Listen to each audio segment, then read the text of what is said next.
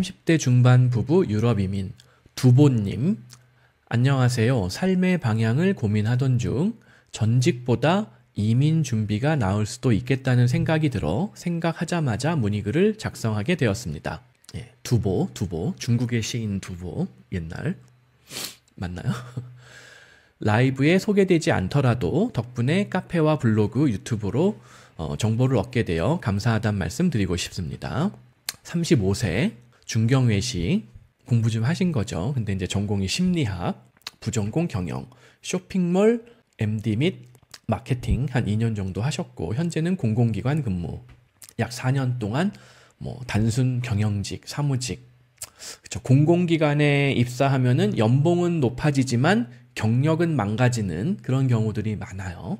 근데 이제 한국 사회에서 이상하게 그런 직종들이 월급을 많이 가져가는 약간 이상한 상황이 좀 존재하죠. 토익 800 후반, 최근 전문직 시험 응시 위에 공부 안 하고 침.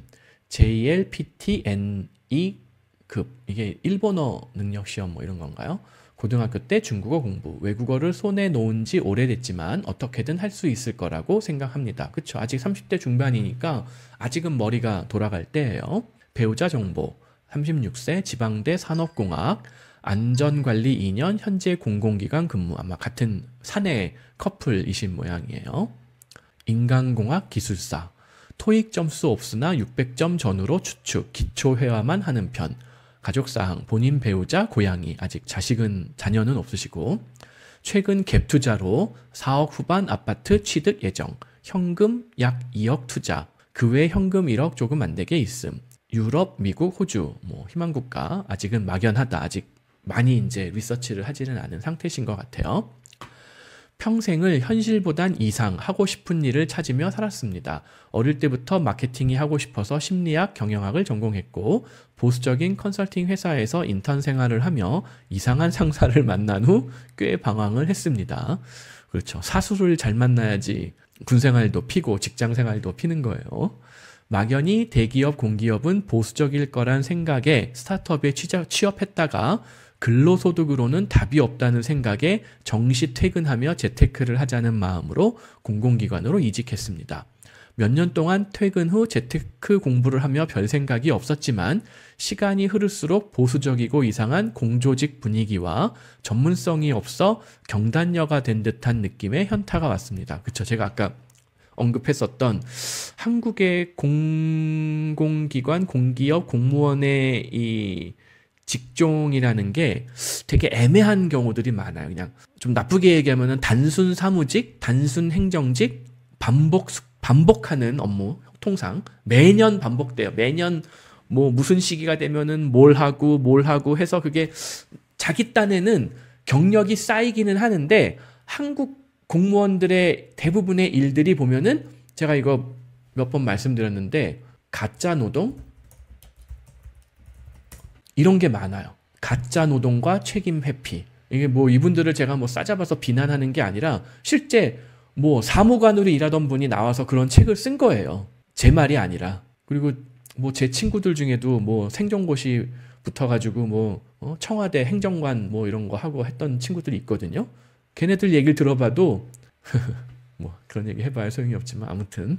그런데 최근 연금 개혁안이 통과하여 다시금 이 나라에 사는 것에 대한 회의가 커졌습니다. 이럴 바에 전문직 공부보다 이민을 위한 준비를 하는 게 낫겠다는 생각이 들었습니다. 그렇죠? 이민이 답이에요. 이민이라는 거는 이민을 빼고 다르게 말을 풀어보자면은 그 좁은 한반도에서만 아웅다웅 하지 말고 미국, 유럽, 더 큰 시장으로 내 커리어가 먹힐 수 있도록 업그레이드 하자라는 의미예요. 뭐 이민이 뭐 어디 뭐 하와이 사탕수수 농장에 팔려가자 이런 뜻이 아니에요. 이걸 많은 분들이 오해하더라고요. 마침 세미님의 블로그를 보니 같은 맥락의 글이 많아 한참을 읽었습니다. 방황하던 시기 유학, 이민, 개발자 모두 생각했었는데 왜 지금에서야 다시 생각하게 되었을까 안타깝기도 하고 한편으론 평생 현재에 만족하지 못하고 쉼없이 사는 내가 다른 나라에 잘 적응할 수 있을까 하는 걱정도 됩니다. 세미님의 조언이 앞으로의 방향 설정에 큰 도움이 될 것 같습니다. 잘 부탁드립니다. 커리어. 남편분은 공대생이고 지금도 공공기관이지만 전문성은 조금 있는 직무라 지금 경력을 살릴 수 있지 않을까 하는 생각입니다. 독일 공무원으로 취업 고려할 때 산업안전보건 같은 분야로 취직할 수 있을까요? 네, 가능해요. 가능해요. 근데 이제 정확하게 산업안전? 산업안전을, 자, 산업안전,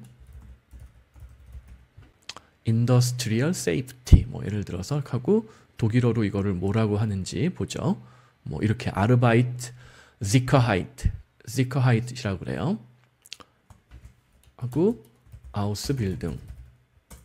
네. 이런 데들의 취업이 되려면 될 수도 있어요. TÜV 뭐 이런데. 이게 이제 그 독일의 어떤 그 안전관리 관련된 뭐 산업도 관련되고 여러 가지 무슨 인증기관이거든요. 이런 데 취업될 가능성이 있어 보여요. 제 생각에는. 그리고 뭐 그냥 일반 기업체에서도 해당 업종을 해당 전문가를 충분히 채용할 것 같아요. 예. 아마존에서도 그런 걸 뽑네요. Occupational Safety.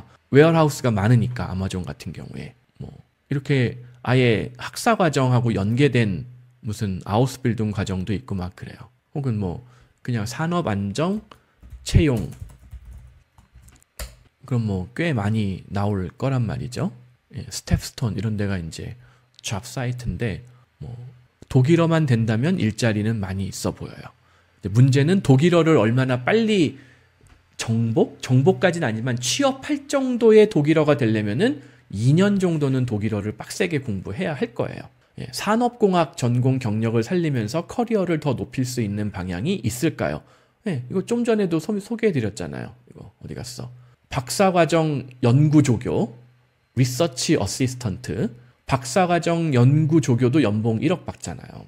데이터 사이언스. 이분 학력 제가 여기 적어놨는데 보면은 산업공학과 출신이에요. 이분. 산업공학 학사학위, 산업공학 석사, 그리고 이제 박사 연구조교 4년차인데 연봉이 1억인 거예요. 이런 거 시작하시면 돼요. 지금이라도 남편분이 독일어 공부를 하든 영어로도 아행공대든 위냉공대든 자리가 있을 수가 있거든요. 그러면은 지금부터 이분이 남편분이 어학 공부만 아주 빡세게 한 1년, 2년, 이왕이면 독일어로 하면은 더 기회가 많을지 어떨지 모르겠어요. 뭐 독일어를 선택하든 영어를 선택하든 그건 조금 더 여러 가지 전후좌우 상황을 고려해서 결정을 하시면 좋을 것 같고, 이거 어학만 준비되면은 독일의 웬만한 산업공학 관련된 혹은 데이터 사이언스 관련된 기타 공학 관련된 그런 과정 얼마든지 입학할 수 있어요. 그럼 그거 공부하면서 자기 능력을 업그레이드 하면서 취업에 얼마든지 도전해 볼 수가 있죠.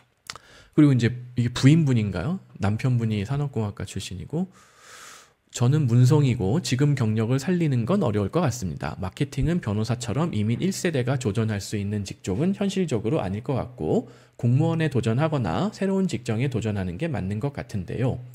공무원 취직 후 세무사 전환 대 IT, 데이터 사이언스 도전 둘 중 무엇이 낫다고 생각하는지. 가능해요.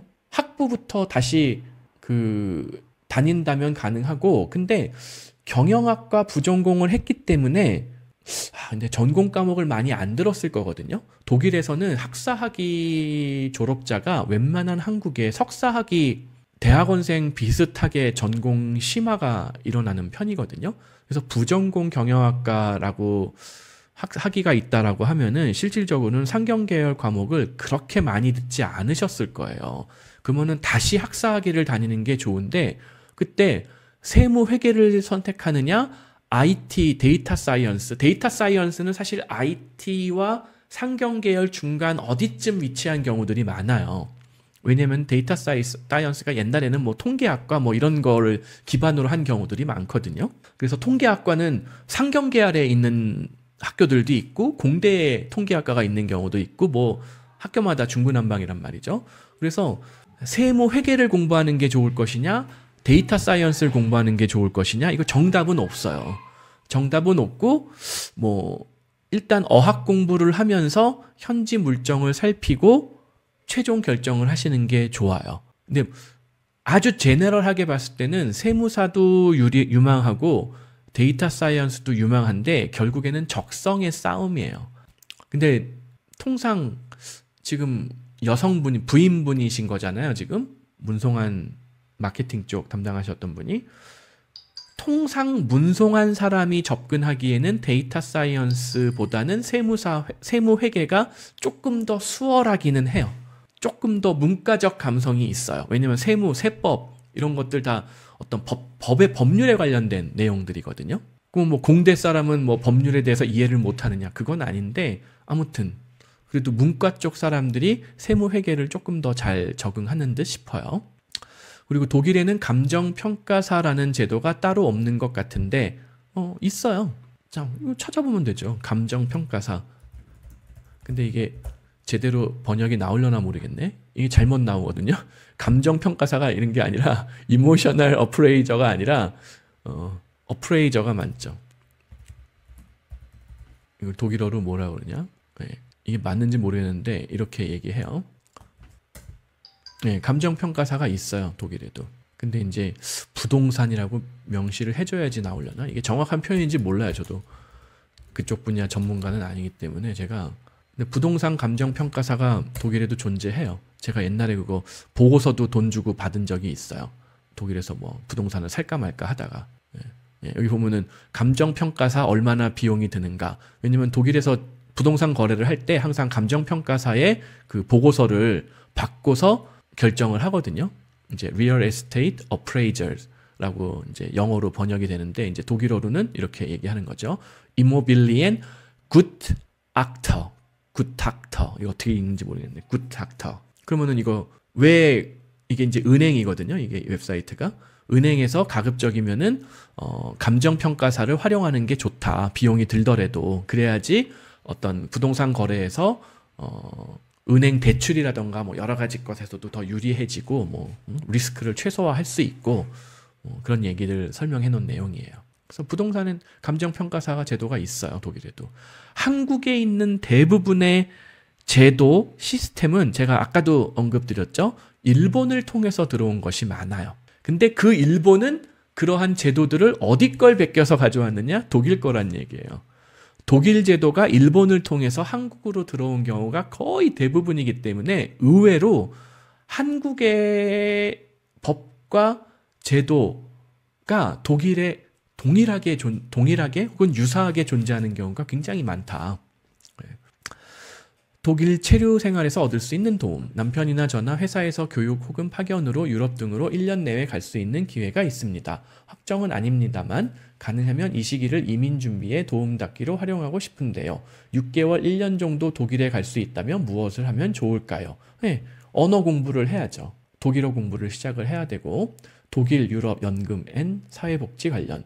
지금 생각은 유럽에서 평생 살아도 충분할 것 같지만 독일 역시 연금 부족 문제로 연금 수령 나이가 늦춰지는 등 문제가 있는 것으로 알고 있습니다. 이에 대해 어떻게 생각하시는지 궁금합니다. 이거는 전 세계적인 현상이에요. 예전에는 60세에 연금 주던 거를 점점 늘려서 62세, 63세, 64세 계속 연금 수령 연령을 늦춰가고 있어요. 그거는 독일뿐만이 아니라 전 세계가 동일해요. 그럼에도 불구하고 독일이 한국보다 연금 분야에서 훨씬 유리한 점이 뭐냐면은 국가 신용 등급이에요. 연금은 결국 국가 신용 등급과 밀접한 연관이 있잖아요. 연금 자체가 금융 상품이잖아요. 국가 신용 등급이 자, 제가 이거 얼마 전에도 글을 올렸었던 것 같은데 여기 보면은 어디 갔냐? 여기다가 이게 최근에 조금 업데이트가 되긴 했는데 막 미국 같은 경우에 더 내려가고 막 그랬어요. 뭐 피치가 내려갔나? 뭐가 내려갔나? 자, 각 나라마다 국가 신용 등급이 있어요. 이게 옛날 자료기는 한데 지금도 뭐 크게 많이 변하지는 않았어요. 뭐 한 등급씩 뭐 미국계 뭐 피치 등급이 하나 내려갔던가. 원래 S&P는 진작에 내려가 있었고. 근데 그러면은 어떤 나라가 국민들한테 끝까지 연금 4대 보험 약속을 지킬 수 있을 것인가? 혹은 다른 나라의 돈을 빌릴 때 뭐 채권의 등급 이런 거에 대한 가격이 매겨지는 거거든요. 등급이. 지금 미국 채권 박살나기 직전이잖아요.